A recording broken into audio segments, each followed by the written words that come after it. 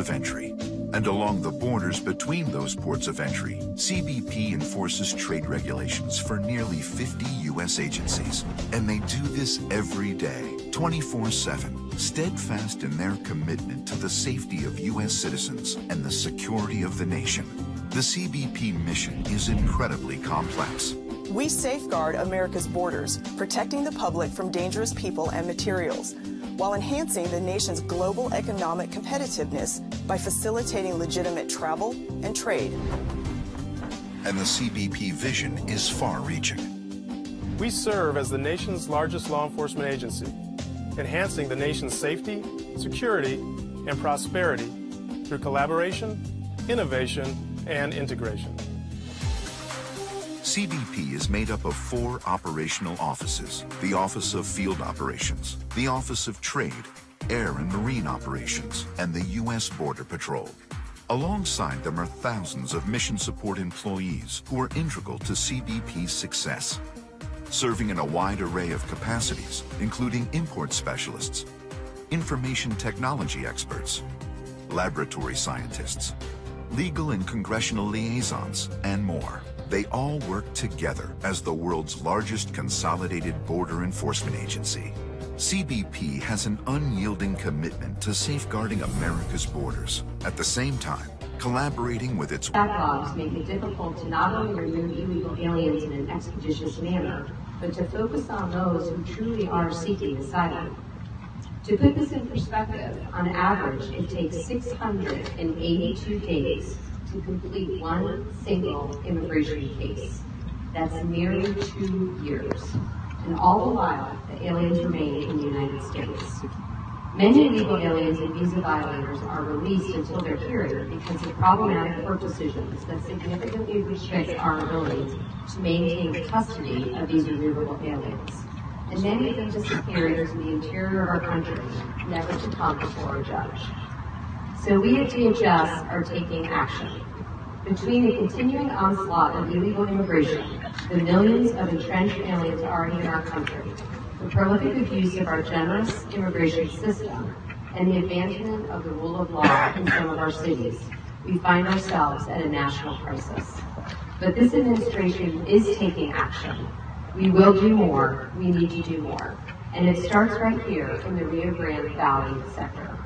Our first priority is securing our southwest border.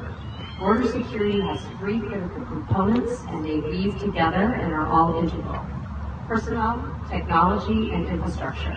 We do need all 3 to be effective. The administration's initial FY 2018 budget request provides $1.6 billion for a new border wall system and new levee wall right here in the Rio Grande Valley sector. But as the President has said, this is just a down payment. We want and need more to secure our border. At DHS, we ask the frontline operators, and will continue to do so, where they need a wall. What kind of wall? What technology? What personnel? What equipment? And they told us. The administration is going to fight to get them exactly these tools, infrastructure, and personnel they need to do their jobs. And as we've seen in cities in California and Arizona, physical barriers do work. The wall works. We have to stem the tide of illegal border crossers, and a wall is a proven tool to start that ability. We also need to ensure that we can remove the illegal border crossers as promptly as possible. Border security is both stopping the illegal entrance and also expeditiously removing those who come into our country illegally. We are asking Congress to close the loopholes that minors and illegal alien relatives exploit, which result in overwhelming our detention facilities and bloat our immigration court backlog. DHS, towards that end, intends to hire an additional 1,000 ICE attorneys, and we fully support the Department of Justice in its hiring of 370 additional immigration judges. We are also looking at ways to reform the credible fear process, which unfortunately is abused by many aliens who make these dubious claims, to reduce the backlog and discourage abuse of the system. It's important to have these deterrents so that those coming here illegally understand they cannot stay. Asylum is for those who truly are in need of the protection of this country, not the opportunistic. Our system should protect those who need our protection. And to address the large number of illegal aliens in the interior of our country, we are strengthening law enforcement by hiring 10,000 additional ICE officers. Currently, there are nearly 1 million aliens who have been ordered by a federal judge to be removed from the country. And keep in mind, these are those who have completed a minimum of that 2-year process. They've gone through all of the appeals and have that final order of removal. We need more deportation officials to deport them.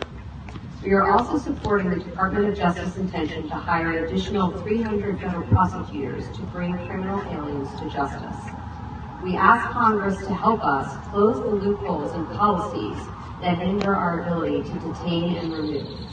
By ensuring mandatory detention for criminal aliens, we can make our streets and our country safer. And I just want to pause for a minute to talk about the dangerous job that the men and women of DHS do every day for the benefit of all of us. What they do every day in securing our nation is not easy. They have a very, very difficult job, one that is often dangerous.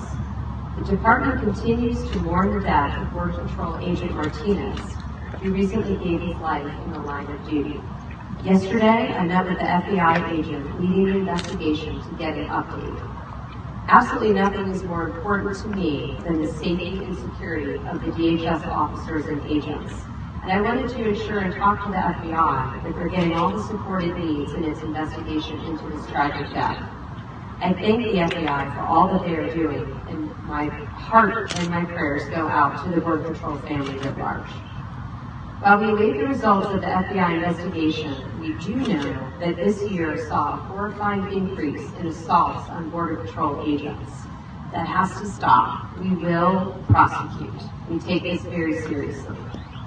2 years ago, there were 403 attacks on the men and women of the Border Patrol. Last year, there were 678 attacks, a 68% increase. This illustrates one of the many ways in which the jobs are truly dangerous. I am honored to lead an organization where, regardless of the danger, thousands of men and women put on a uniform every day and head out on patrol, on the border, on the seas, by air, by vehicle, and by foot, to keep us all safe. They are the front line of our nation's security, and I will do all I can to ensure they have all the support, tools, and resources they need to complete their mission. I also would be remiss if I didn't quickly take a moment to talk about the terror attack on Monday in New York City. Unfortunately, we saw a situation where even one bad actor who enters our country and seeks to do us harm has the opportunity to do so. The President has been clear and outspoken in his concern that more must be done to keep the nation safe from foreign terror. As a result, the administration is putting in place new measures to stop terrorists from entering our country, including intensifying the vetting of U.S.-bound travelers, securing our borders, including building a wall, reforming our immigration policies, and requiring increased cooperation from all countries, and placing targeted travel restrictions on high-risk countries. We are also working to stop the terrorists from radicalizing and recruiting within our borders. We are stepping up information sharing, making communities more aware of the threat, and we're working with private sector partners to fight the terror propaganda online and make sure that we have the early warning tools in place to spot violent radicalization early enough to intervene. Importantly, the administration is looking to modify our immigration system to end misguided and outdated visa systems, such as extended family chain migration and the diversity visa lottery. Instead, we should focus on a merit-based system that would better support both the assimilation of new immigrants and the U.S. economy. These are, just to be clear on that point, these are not either or. We need to do all of those things. We need to do them to stop the terrorists, to stop the criminals, to promote our economy, to make our nation safe and prosperous. So just in closing, I am proud to serve alongside the dedicated men and women of DHS who work tirelessly day in and day out for the security of all Americans. And I thank them for hosting me here today.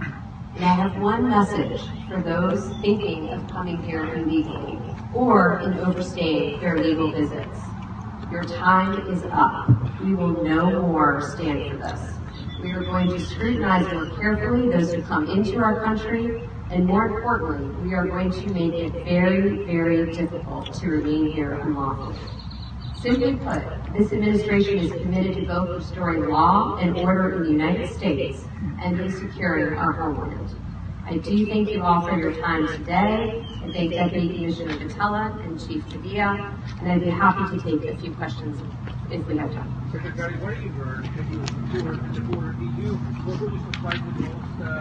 Did you hear about the traffic units that accompany children? What did you take of what's going on?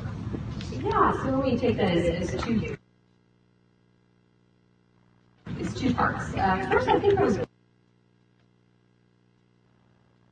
levee as part of this wall that protects the community from flooding, and then you have a wall on top of all our fence that keeps our country safe. So I've been very impressed with the community partnerships that exist in Texas towards our security. In terms of the unaccompanied alien minors and family units, yes, we are seeing an uptick in that, and we're finding various ways to deter that. It's a tremendously dangerous journey to get here through smugglers, through traffickers, through coyotes.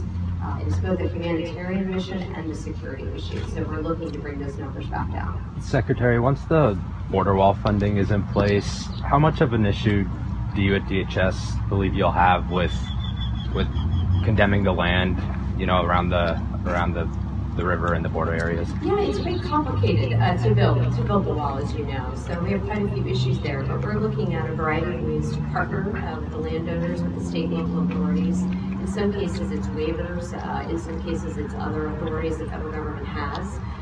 But again, the wall is all user and requirement driven. So where we need a wall, we'll have a wall. And we do that by talking to the state and locals and the Border Patrol. And what's the earliest date you think construction will begin? I wish I had a crystal ball and could answer that. We hope soon. So as you know, we're in a testing and evaluation phase with the prototypes right now. And once we have a statement of work and we understand the needs, then we will take the solicitation further. Thank you.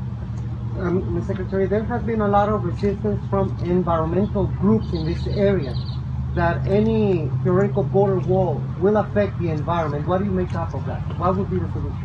I think we have to assess it. I think each area is very different. Each area has different natural barriers, different needs. Again, this was an example of where we had a flooding issue. But I think it's important to engage them, and I know that the Border Patrol is doing that, and I'll continue to work with Commissioner McElroy on that. Last question. The National Butterfly Center here in Mission, they complained to us that the government was on their property doing some kind of research earlier this year, and we still haven't gotten a clear answer as to what was being done with it. I'm not familiar with that, but